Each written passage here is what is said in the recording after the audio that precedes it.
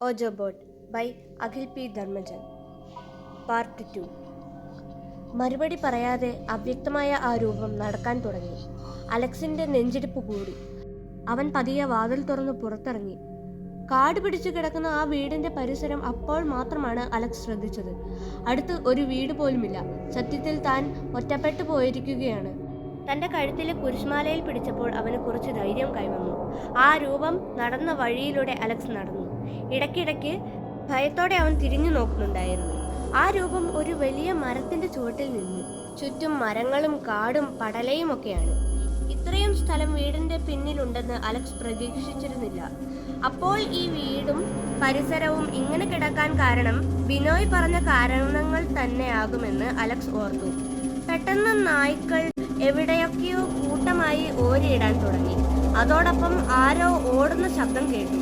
ഈശോയെ, എന്റെ ഈശോയെ! അലക്സ് മാലയിൽ പിടിച്ചുകൊണ്ട് വിറയ്ക്കാൻ തുടങ്ങി. പെട്ടെന്ന് ആരോ ഉറക്കെ കരഞ്ഞു. അതൊരു യുവാവിന്റെ അലർച്ചയാകുമെന്ന് അലക്സിന് മനസ്സിലായി.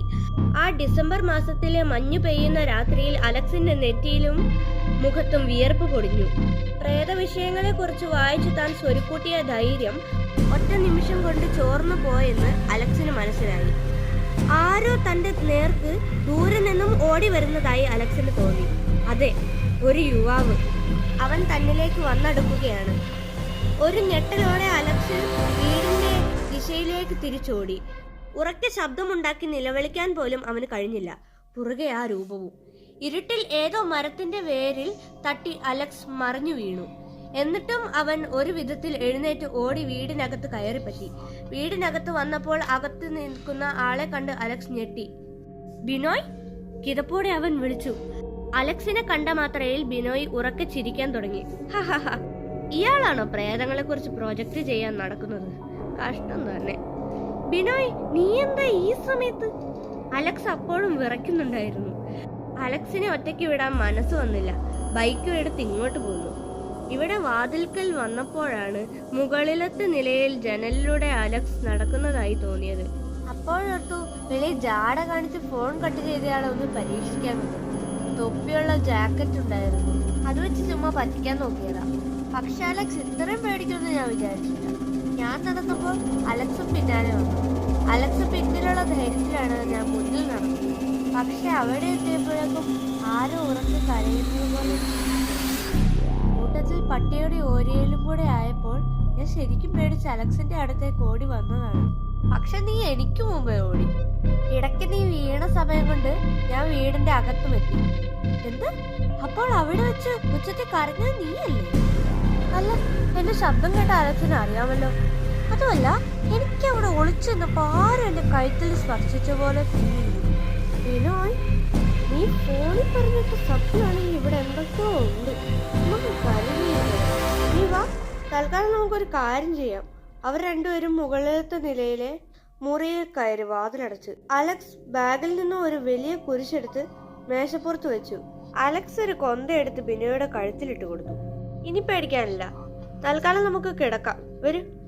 താമസിയാതെ ആ പഴയ 2 നില കെട്ടിടത്തിനുള്ളിലെ വെളിച്ചമെല്ലാം അണഞ്ഞു.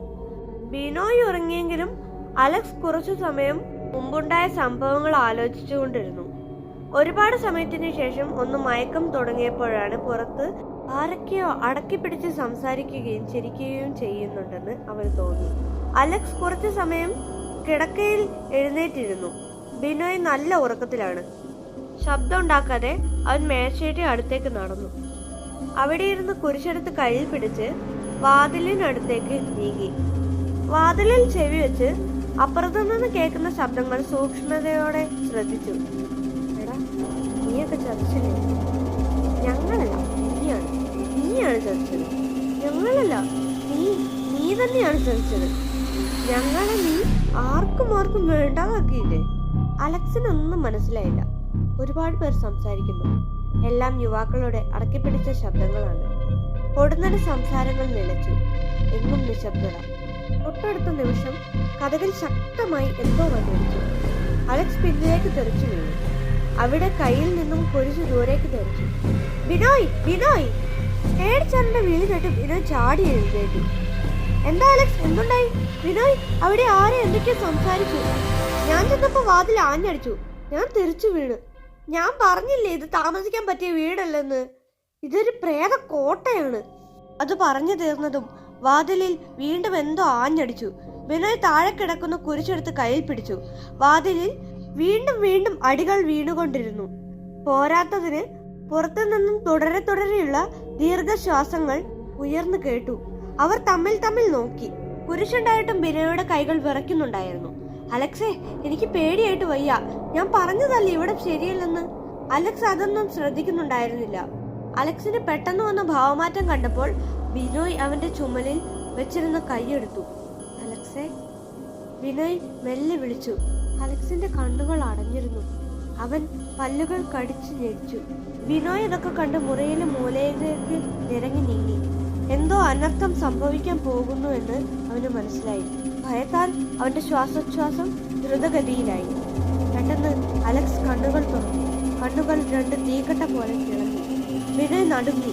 പുറത്തുനിന്നുള്ള സ്വീകാരങ്ങളും വാതിലിലെ അടിയും അപ്പോഴും ഉയർന്നു കേട്ടുകൊണ്ടിരുന്നു. അലക്സ് ഇരുന്നിടത്തു നിന്നും എണീറ്റ് ബിനോയുടെ അടുത്തേക്ക് അതിവേഗം നീങ്ങി. ബിനോയ് കുരിശിൽ മുറുക്കെ പിടിച്ചു. കർത്താവേ, എന്നെ കാത്തോടെ. അവൻ കണ്ണുകൾ ഇറുക്കി അടച്ചു. ബിനോയ് കൂടെ രക്തസാക്ഷിയാകുന്നു. നിങ്ങളുടെ ഊഹം